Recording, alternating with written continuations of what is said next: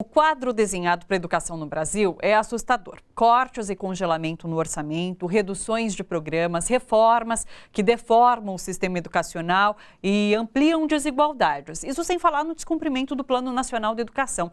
Mas, para além da gestão dos recursos e intervenções administrativas que ferem, por exemplo, a autonomia universitária, talvez mais assustador ainda seja o ataque à liberdade e diversidade do pensamento. Ataque, inclusive, que dizem que nem na ditadura foi tão cruel, esse ataque ao pensar e ao pensamento e à arte, principalmente. Eu queria que vocês comentassem um pouco sobre esse momento que a gente vive e essas perseguições que acontecem, principalmente em relação ao pensamento. Eu acho que... Antes de mais nada, é um prazer estar aqui com vocês. Prazer é nosso, Paulo. E, enfim, assim, estando no epicentro, mais ou menos, no cerne da discussão a respeito das humanidades, né? A respeito das artes, a respeito do pensamento político da Universidade de São Paulo, que é a Faculdade de Filosofia, Letras e Ciências Humanas da USP, o que a gente sente lá, na verdade, é justamente um completo despreparo de quem nos ataca. Sim. Então essa é uma primeira ideia. Um despreparo que a gente fica em dúvida se ele é um despreparo programático ou se é um despreparo concreto, real. Sim. Né? Ou seja, se ele for um despreparo programático, isso é assustador, porque é de um maquiavelismo tremendo, porque ele tenta ferir na base, né? No cerne da discussão das humanidades, no cerne da discussão da filosofia, no cerne da discussão, enfim, do pensamento, aquilo que a gente tem de melhor. E ele fere de uma forma muito curiosa, que é ferindo moralmente, ao denunciar que a universidade é um antro de balbúrdia, né? Onde as pessoas vivem todos os dias nus, né? Em que os professores distribuem mamadeiras como ele for, e que a gente não tem a menor qualificação para discutir a educação, discutir o país, discutir questões que são sérias. Sim. Então, isso se ele for maquiavélico, sim, talvez. Sim. Ou, se ele for apenas despreparado, então, o que faz uma pessoa dessa ocupando o cargo que ocupa? Essa é a nossa grande questão e eu acho que essa é uma discussão que a gente vai ter que amadurecer. Sim. Muitos dos analistas, das pessoas que a gente recebe aqui no estúdio, falam sobre um profissionalismo do governo, que realmente existe um objetivo e essa destruição ela é profissional, ela não é meramente... Ao acaso. Ao acaso, Celso, como você vê isso? Bom, eu faço uma analogia ao futebol.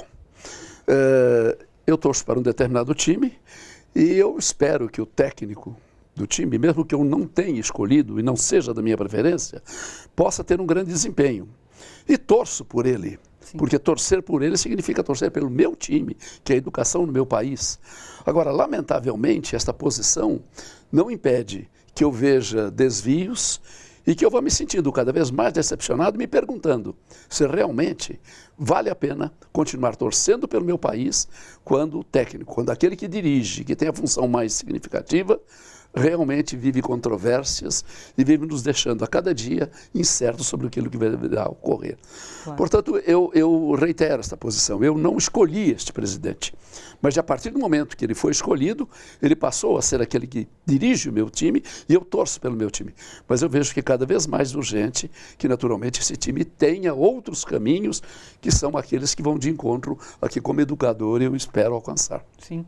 É engraçado que logo que ele foi eleito, muitos diziam, não, você precisa torcer a favor do país. É isso que você disse, não dá para torcer contra. Só que quando você vê um governo que ataca a educação, você torcer a favor é torcer contra a educação. Sem dúvida. Não dá, né? O que é mais sério, na minha opinião, é que, na verdade, então, ao mesmo tempo em que ele faz um ataque moral contra a educação, contra as grandes universidades brasileiras, que a gente deve todo o respeito. Eu sei o quanto eu lutei para estar dentro dessa universidade, não só como aluno, mas também como professor e agora como dirigente. Como as pessoas, ou esse governo, ele trata esse capital, que é um capital importante dentro da nossa sociedade,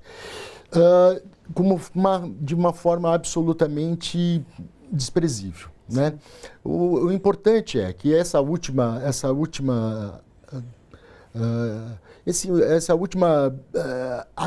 ataque à universidade, com a redução, com o corte nas federais, daquilo que eles chamam de verbas discricionárias, que afinal são só água, luz, telefone, serviço terceirizado, ou seja, se você tira tudo isso e mantém o salário, o que você mantém dentro da universidade? Sim. Quem conseguirá sobreviver dentro de uma universidade que não tem como se manter o aparelho? Sim. Né?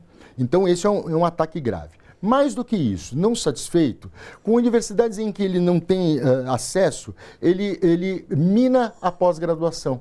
Né? Ou seja, a Universidade de São Paulo perdeu pouco, 329, 350 bolsas entre mestrado e doutorado, o que é pouco, dentre as 7.000 que nós temos da CAPES. É pouco. Mas imagine isso multiplicado por todas as universidades federais, que além das verbas discricionárias, também sofreu ataque na pós-graduação. Claro. Ou seja, é um massacre, é terra arrasada. Né? É isso que me deixa mais chocado.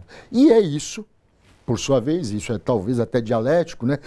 E é isso que fez as pessoas irem à rua no dia 15. Claro. Ou seja, elas têm a plena consciência de que ele não está atacando a universidade pública apenas, ele está atacando o povo brasileiro. Claro. Agora, Paulo, eu queria saber de você, um jornalista que acompanha manifestações há bastante tempo, manifestações que mudaram os rumos do país nesses últimos anos.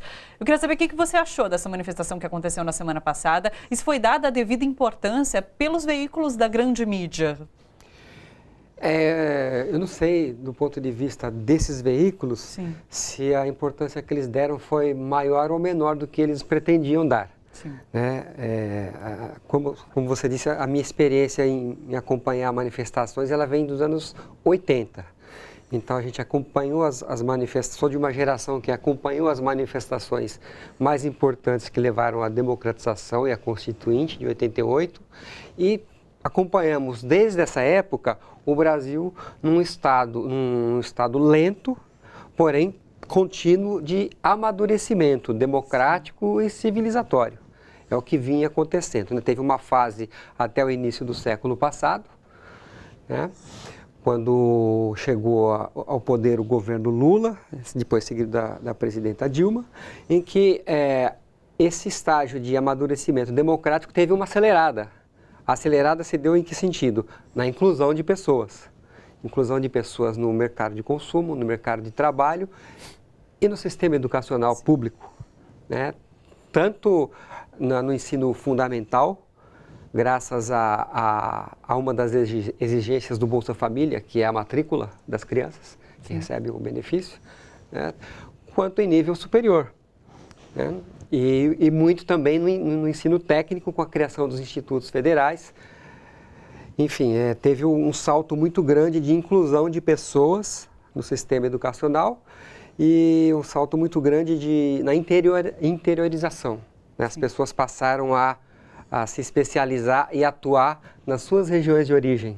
Então, tudo isso criou, ainda que as eleições de 2015 tivesse aqui, 2014 teve aquele aperto, né, que quase com uma derrota da ex-presidenta Dilma, e ainda que tenha havido um impeachment não com um grau de resistência o suficiente em 2016, muita gente achou que os governos de esquerda não souberam criar informação suficiente na população para que ela defendesse suas conquistas sociais.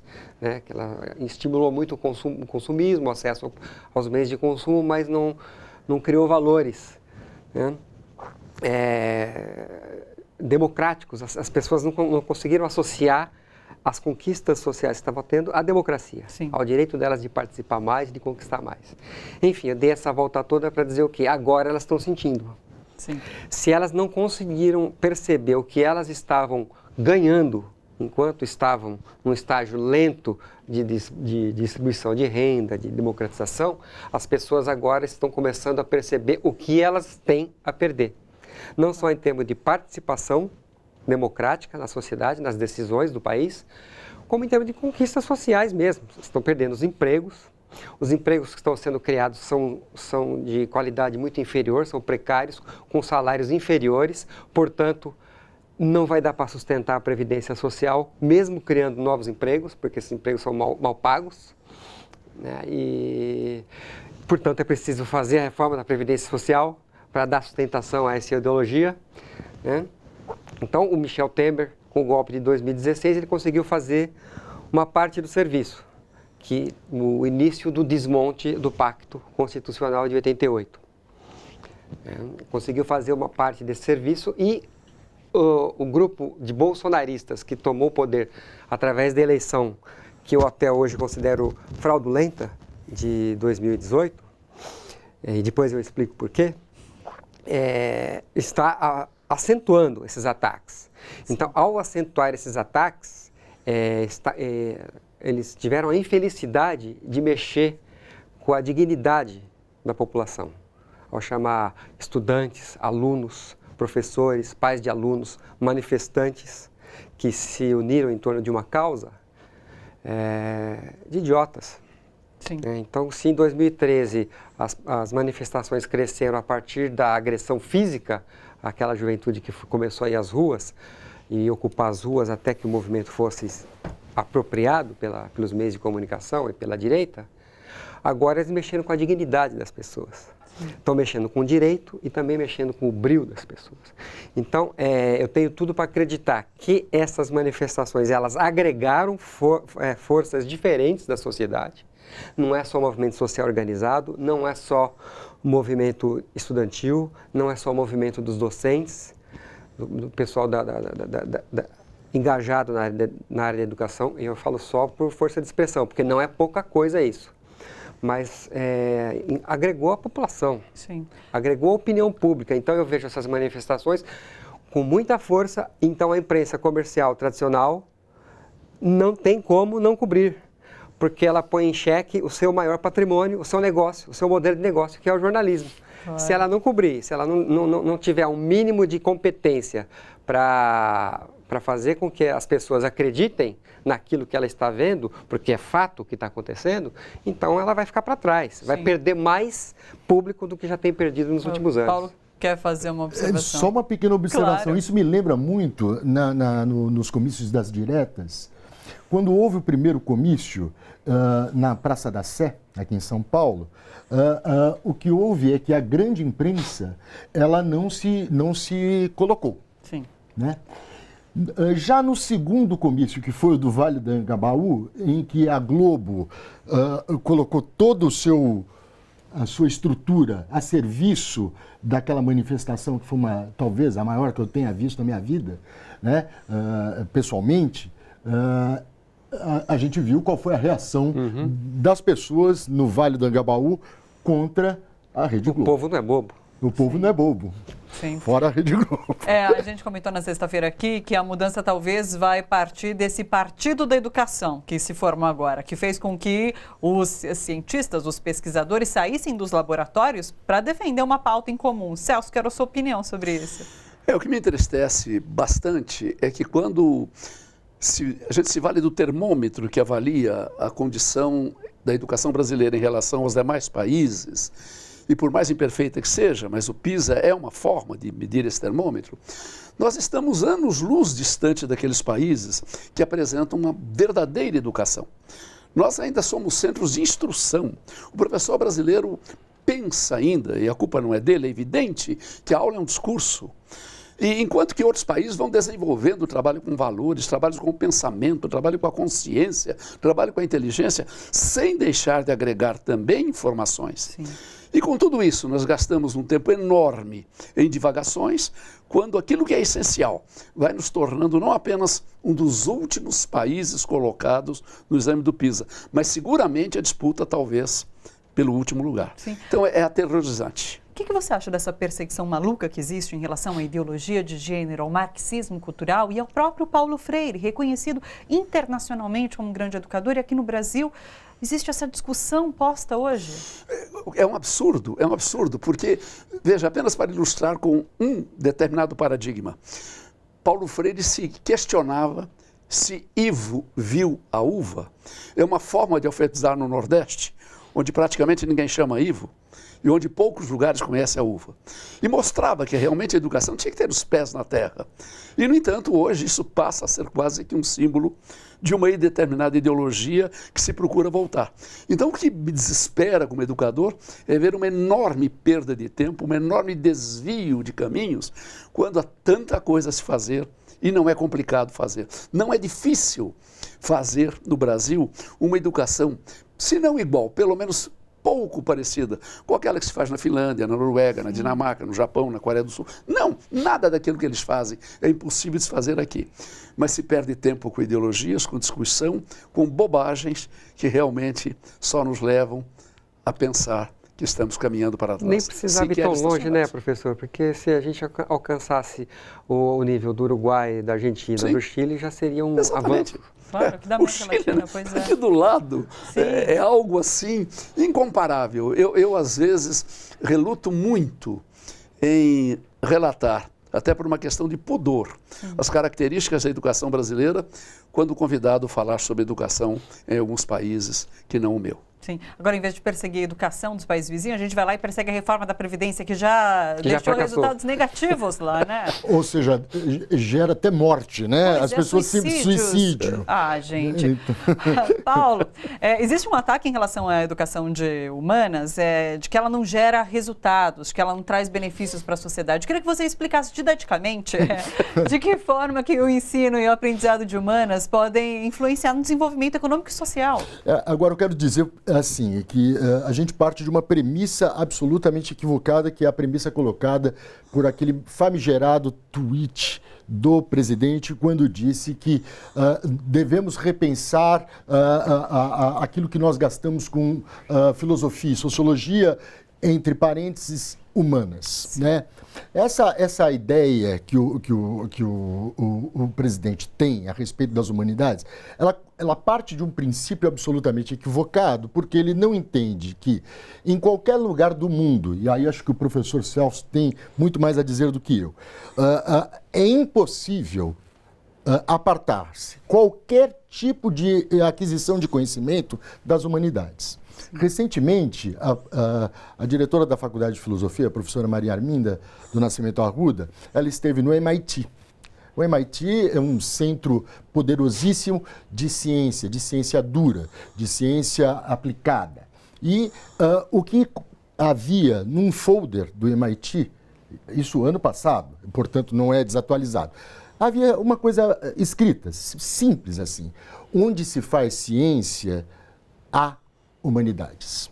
Então, assim, eu respondo ao presidente, assim, com aquilo que é o paradigma dele. Quer dizer, o paradigma do presidente é imaginar que todo norte-americano é o Donald Trump.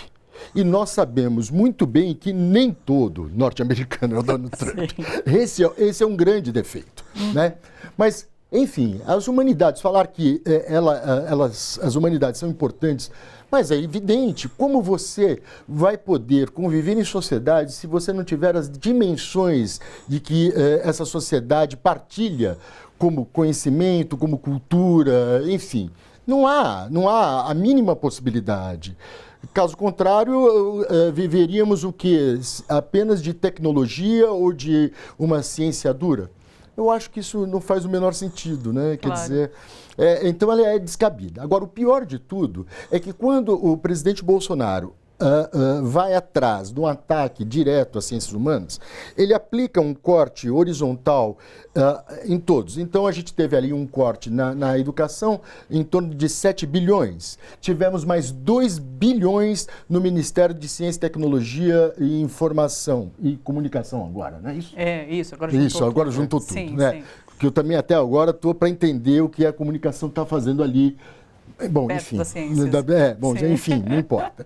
O fato é que ali foram mais 2 bilhões. Então, se você pensar que a ciência no Brasil ela é financiada por duas instituições, uma, a CAPES, ligado ao Ministério da Educação, e a outra, o CNPq, ligado ao Ministério de Ciência e Tecnologia, e que esses 2 ministérios tiveram 9 bilhões de corte na primeira tacada, isso significa que ele não atinge apenas as humanidades, ele atinge o conhecimento como um todo. Sim. E isso implica a área das ciências da saúde e as ciências exatas. Ou seja, vacinas, doenças importantes, enfim, alta tecnologia que está sendo desenvolvida, projetos de pesquisa que estão sendo deixados para trás, justamente por uma abstração que é justamente ir contra o conhecimento, a educação como um todo. Sim. E isso é uma tristeza. Sim. Olha só, você que curte a TVT e quer contribuir com a gente, se inscreva no nosso canal do YouTube, /Rede TVT, e torne-se membro. Assim você participa da construção desse canal público e aberto. A gente agradece.